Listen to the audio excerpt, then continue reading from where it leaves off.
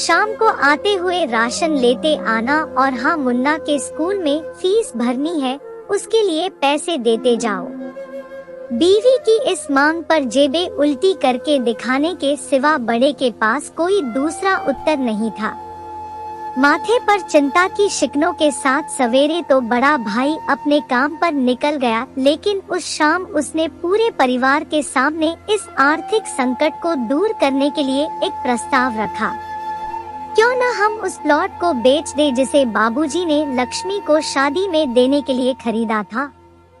बेटी को दी हुई चीज वापस नहीं मांगते पाप लगता है। लक्ष्मी का जन्म होते ही घर खुशियों से भर गया था, तभी तुम्हारे बाप ने ये तय कर लिया था कि ये प्लॉट लक्ष्मी का है, जो उसे उसकी शादी में दे दिया जाएगा। माँ ने अपना विरोध जताते हुए कहा। कौन सी बेटी? वो बेटी जो प्रेम विवाह कर घर की इज्जत को खाक में मिला गई और पिताजी की अंतिम यात्रा में भी न शामिल हुई, बड़े ने टॉन्ट मारते हुए कहा। मेरा मुंह मत खुलवा यहाँ। कौन नहीं जानता कि लक्ष्मी को उस दिन गली के नाके से ही लौटा दिया गया था और उससे अपने पिता से आखिरी बार मिलने का हक भी छीन लिया गया था। माँ ने बेटी का पक्ष लेते हुए कहा। माँ के इस वार से दोनों बेटे चुप हो गए। ना बड़ा बेटा कुछ बोल पाया, ना छोटे बेटे के मुंह से कोई शब्द फूटा। थोड़ी देर की शांति के बाद छोटा भाई बोला, प्लॉट बेच तो देंगे, पर क्या लक्ष्मी कागजात पर दस्तखत करेगी? मुझे नहीं लगता वो हमारा भला सोच भी सकती है। आखिर है तो औरत जात, पुरुषों की परिस्थिति कैसे समझ पाएगी? काफी वाद विवाद और सोच विचार के बाद सब इस बात पर सहमत हुए और पड़ोस के मोहल्ले की लक्ष्मी की दोस्त को बोलकर लक्ष्मी को घर आने का न्योता दे दिया गया। अगले दिन सुबह से गली के नाके पर खेल रहे बड़े भाई के लड़के की बुआ आ गई की आवाज सुन घरवाले चौकन्ने हो गए। दोनों भाई मन में द्वेष और नफरत के साथ उसको कैसे घर में आने के लिए कहे, इसी दुविधा में थे। वो कहते हैं न जरूरत के वक्त गधे को भी बाप बनाना पड़ता है। उसी कहावत के हिसाब से दोनों भाई बहने से बात करने के लिए तैयार हुए। दरवाजे पर जब बेटी और दामाद ने पूरे 7 साल बाद कदम रखा तो माँ की आंखें भर आई और दोनों को बड़े प्यार से घर के अंदर लेकर आई। बेटी और दामाद भी माँ का इतना स्नेह देखकर भाव विभोर हो गए। शाम को साथ में बैठे बेटी दोनों बेटों और दामाद के आगे हिचकिचाते हुए माँ ने ही प्लॉट का मुद्दा उठाया। लक्ष्मी को थोड़ा अंदेशा था कि कोई बड़ी बात होगी। लक्ष्मी उसी दिन से ये सोच रही थी कि ऐसी क्या बात हो सकती है कि जो खड़ूस भाई उसे बाप का मुंह भी दिखाने के खिलाफ थे, वो अचानक इतने कैसे पिघल गए। लेकिन अब उसको सारी बात समझ में आ गई। लक्ष्मी ने तिरछी नजर से पति की तरफ देखा तो वो बोल पड़ा, देखिए माजी शादी से पहले जो कुछ आपका था वो आप ही का रहेगा। ना उस पर मेरा या लक्ष्मी का कोई हक था, ना है, नहीं भविष्य में हम मांगेंगे। इसलिए आप निश्चित होकर उस प्लॉट के साथ जो करना है कीजिए। आप जहां कहेंगे हम वहां साइन कर देंगे। सुबह से अपने जीजा से नजरें चुरा रहे दोनों भाइयों ने अब अपने जीजा को अच्छे से देखा। सुबह प्लॉट के कागजात पर बहन के दस्तखत लेकर काम खत्म किया जाए, यह तय हुआ।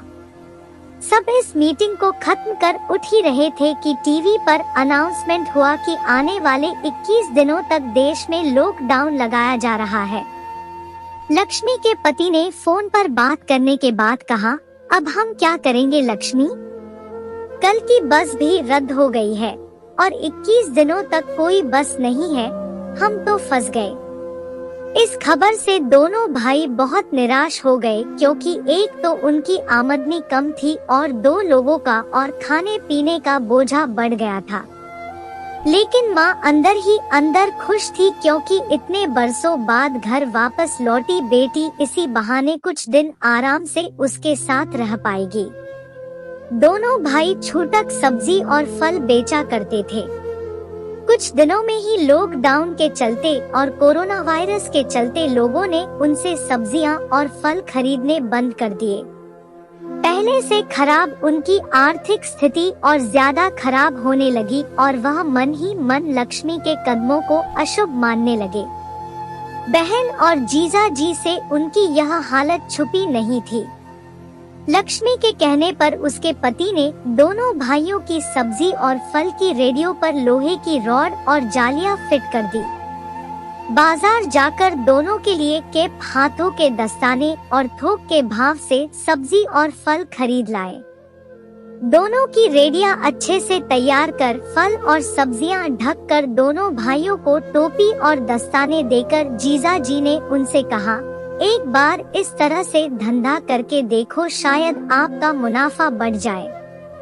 थोड़ी आनाकानी करने के बाद दोनों भाइयों ने जीजा जी के समझाए अनुसार धंधा शुरू किया। 2-3 दिनों बाद ही कोरोना से घबराए लोग अब ढकी हुई फल और सब्जियां और दस्ताने और सेफ्टी का ध्यान रखते बेचने वालों से ही फल और सब्जियां खरीदने लगे। इस तरह समझदार दामाद की वजह से धीरे धीरे दोनों भाइयों का धंधा अच्छा चलने लगा और उनके घर का गल्ला जो पहले खाली हो रहा था अब धीरे धीरे भरने लगा। माँ जैसे अपने मरे हुए पति से मन ही मन संवाद साधने लगी, देखो जी आपकी लक्ष्मी सच में लक्ष्मी है। उसके पांव घर में पड़ते ही घर खुशियों से भर रहा है। दोनों भाइयों के आंखों में पहले जो गुस्सा था उसकी जगह अब शर्म ने ले ली थी। वह मन ही मन सोचते थे, क्या गलत किया था बहन ने जो हमने उसके साथ इतना बुरा सलूक किया। शादी ही तो की थी और शादी करने से पहले हमें बताया भी तो था। हम ही थे जो उसे स्वीकार नहीं कर पाए। दोनों भाइयों के मन में द्वेष और नफरत धीरे धीरे क्वारंटाइन हो गए। 21 दिन बाद जब दीदी और जीजाजी प्लॉट के कागज पर साइन करने जाने लगे तब दोनों भाइयों ने उन्हें रोक लिया और उनकी माफी मांगते हुए वो पेपर्स उन्हें देते हुए बोले, शादी के वक्त हमने आपको कोई तोहफा तो दूर की बात है, आपका हक भी नहीं दिया, लेकिन अब इस प्लॉट को स्वीकार कर हमें प्रायश्चित करने का एक मौका दीजिए। सभी के आंखों में खुशी के आंसू आ गए और माँ ऊपर देखकर बोली, देखा आपकी लाड़की ने आज फिर हमारा घर खुशियों से भर दिया। वीडियो अच्छा लगे तो लाइक, कमेंट और सब्सक्राइब करें।